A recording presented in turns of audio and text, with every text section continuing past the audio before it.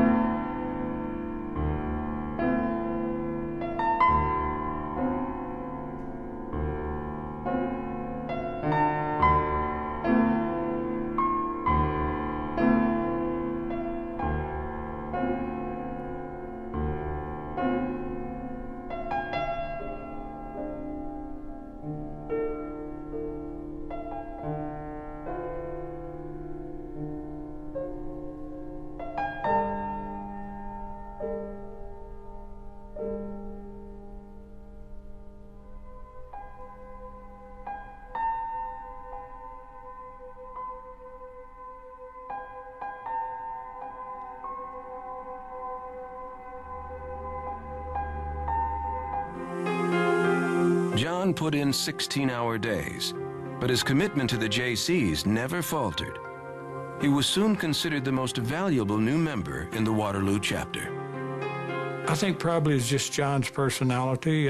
He was very ambitious and wanted to be loved by everybody and liked by everybody and accepted, and it was just his way. Local JC President Charles Hill was impressed with John's charm and powers of persuasion.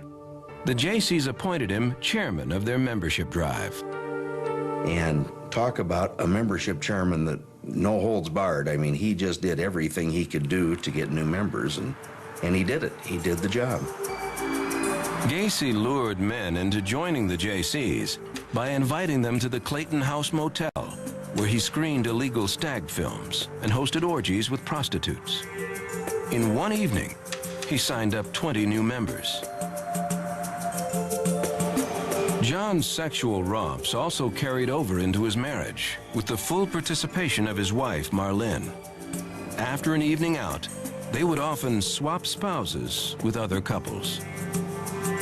When John's sister Karen came in from Chicago for a visit, her brother and sister-in-law revealed their little bedroom secrets. The Waterloo JCs knew all about John's sexual escapades, but that didn't keep him from earning enough votes to win the JC vice presidency and being honored as their Man of the Year. By 1967, he was a shoo-in for JC president and the father of another child named Christine. Yet there was a side to Gacy that his family and cronies had never seen, an insatiable lust for teenage boys. One afternoon, while Marlene and the kids were away, John invited over 15-year-old Donald Voorhees, whose father was a JC and an Iowa state senator. Gacy asked the teenager if he had ever watched a stag film. When he said no, John set up the projector in his basement. He got Donald drunk to lower his inhibitions, then forced himself on the boy. Young Voorhees engaged in oral sex with Gacy. Afterwards, John hinted that he had mob connections back in Chicago. He threatened the teenager and paid him $50 for his silence. The kid, over the next period of time, just was beside himself, couldn't do anything, did not go to the police right away, felt, as Gacy had said, that in fact nobody would believe him.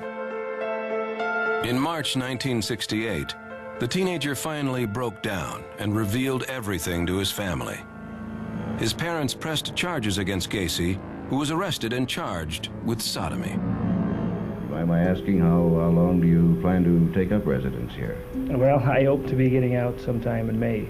Well, good. What's interesting about Gacy's prison experiences as a result of the sodomy charges is, firstly, he's released very quickly. His sentence was 10 years. He was out after 18 months. He was able to convince people that his behavior wouldn't be repeated.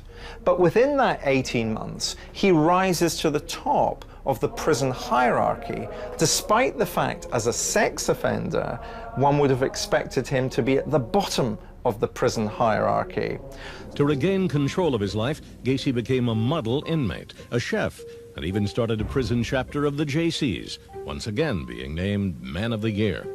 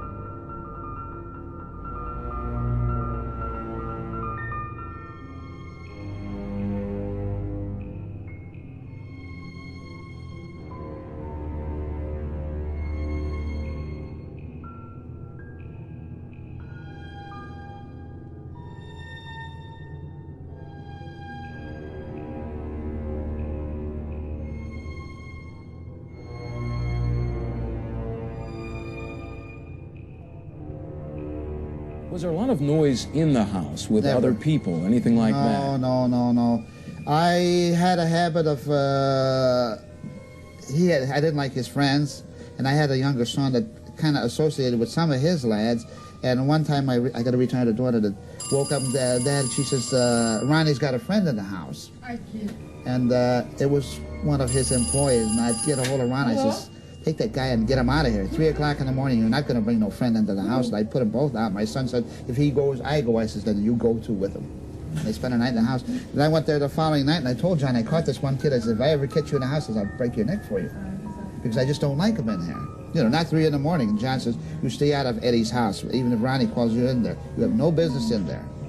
Because I've had a number of articles vanish in the house, and we have no idea where they went. I lost a $1,000 diamond ring. I got no idea where it went to. It could have been some of his weird friends that Ron would bring in there. There's a misconception of what the house on Summerdale is. It's not a house where you work 9 to 5 and come home, and it's like a house where you live in. The living room was the private office section. One of the bedrooms was a terrarium. The kitchen was more like a fast food kitchen. We have always contended there's others involved. At the time of my arrest, there was 4 other suspects. 3 of the suspects that we knew that they knew them was Michael Rossi, David Cram, and Philip Paskey. all employees of PDM contractors, all with keys to the house on Summerdale. And they had friends, Gacy says, and friends of friends, as he weaves for me an alibi. There was Michael Rossi, for one, who worked for PDM and actually lived there during the time of the murders. Gacy and Rossi socialized in the house with Johnny Zick, victim number 3, the night he was murdered. I met him the night he was killed because I met him with Michael Rossi. I had a drink with the two of them, and then I left. And when I next seen the individual, he was dead. Where did you see him? Why didn't I say something about it? Because it wasn't my business, and I stayed out of other people's business. Where did you see him dead? In the house on Summerdale. And did Rossi tell you who had killed him? No, Rossi didn't say nothing. Rossi was sleeping on a couch. I just left. And how did he get buried? Do you know? He was buried in the crawl space. When I come back, he wasn't there. So, Walter, that's your guess as to who put him in the ground and that. There's not one of them that didn't die that I'm aware of that didn't die through their own hands or through their own wrongdoing. If you want to say that I tempted them, put them in temptation, yes. The ones that were killed with threats of violence or blackmail or shit like that. Well, I remember there was a little guy who got into sexual things, and he wanted to get into bondage sex and stuff like that. But that was in November, but I don't know who the hell he was. He was a little shitty guy, a little short guy with curly hair. I think he was Italian, but I'm not sure. I don't understand how the hell there could be 30 people buried in the house. I don't understand. I don't, like I said again, in 77 I was gone so goddamn much I was never home. He would lay out the trench. All right, this is where you dig, this is where you dig. Don't vary from the path. And there was also comments about the time factor. He'd come down, see how I was doing. How's it going? Are we done yet? You done being down there? Cram also rented the spare bedroom in his boss's house. He returned home one night and found Gacy drunk and dressed in his clown costume. Gacy invited Cram to join him for a drink. The men had a few Mai Tais, then Gacy tricked Cram into the handcuffs. And he's laughing, ha, ha, ha, you know, just like a little kid. You know, and again, I'm standing there looking at a clown in a clown suit, laughing at me because I'm locked up. And he's like, poke me. Does it bother you? Huh? Does that bother you? Huh? So I told him, I said, if you don't take these off, I'm going to kick your ass. The teenager then saw a side of his boss that few ever lived to tell about.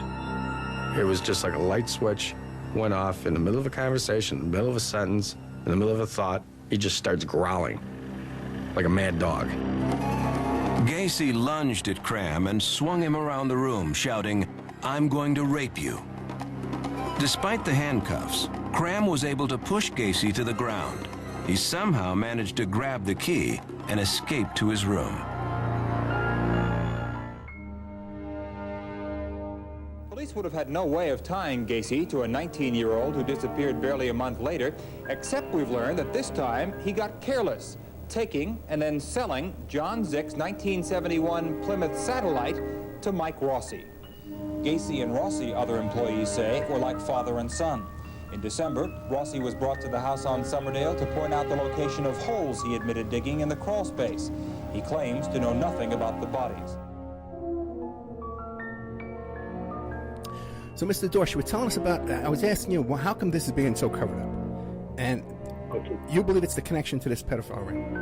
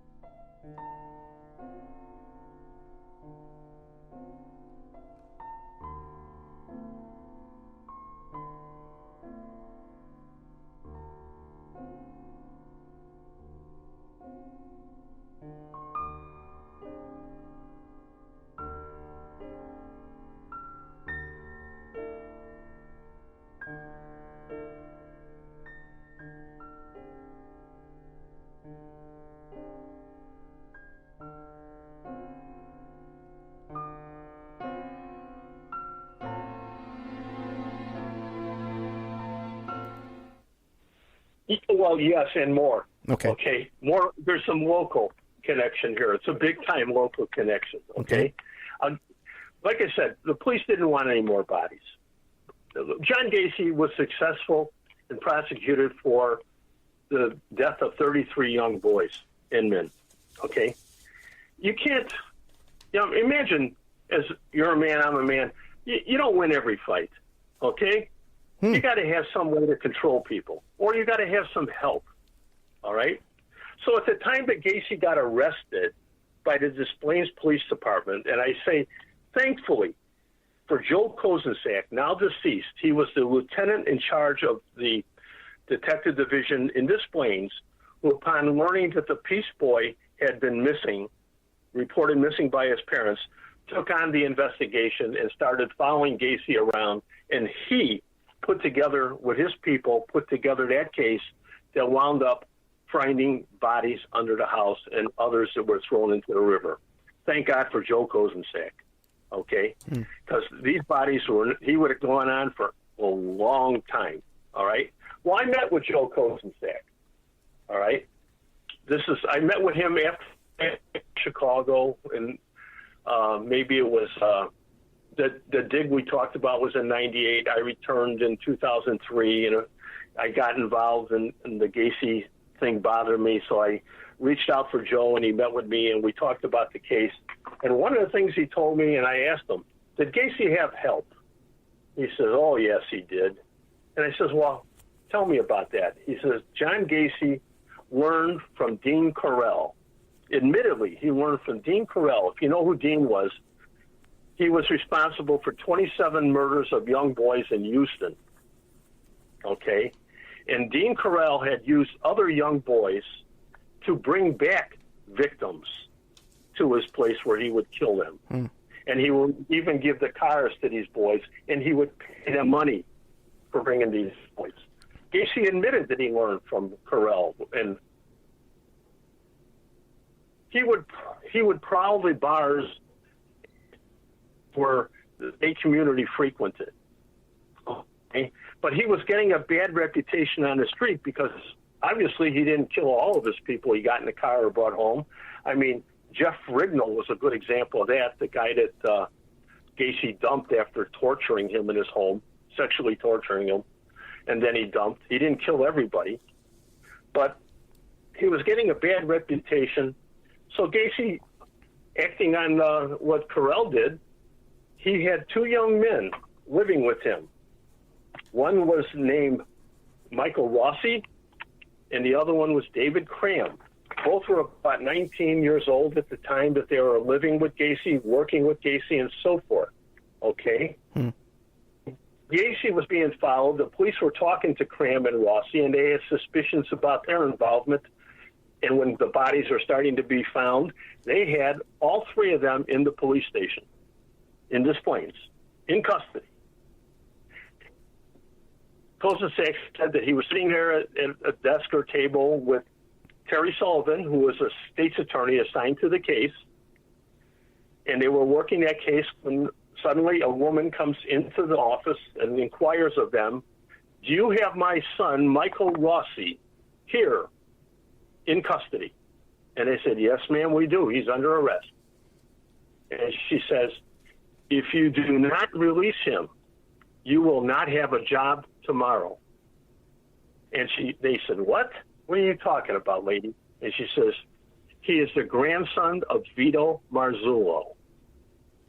Vito Marzullo was the second most powerful politician in the city of Chicago at that time. Okay. So Kozenczak said, we wound up using him as a witness to what Gacy was doing, but we didn't charge them. But they had to let not only Rossi, they didn't just let Rossi go, they had to let Cram go too, even though he didn't have the clout that Rossi did. But if you didn't let Cram go, he could blow the whole thing. Gotcha. Now, are these two guys alive today, Cram and Rossi? Cram committed suicide years later.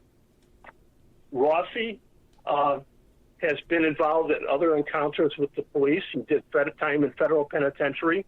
He's connected to the Chicago outfit or mafia, as we used to call it.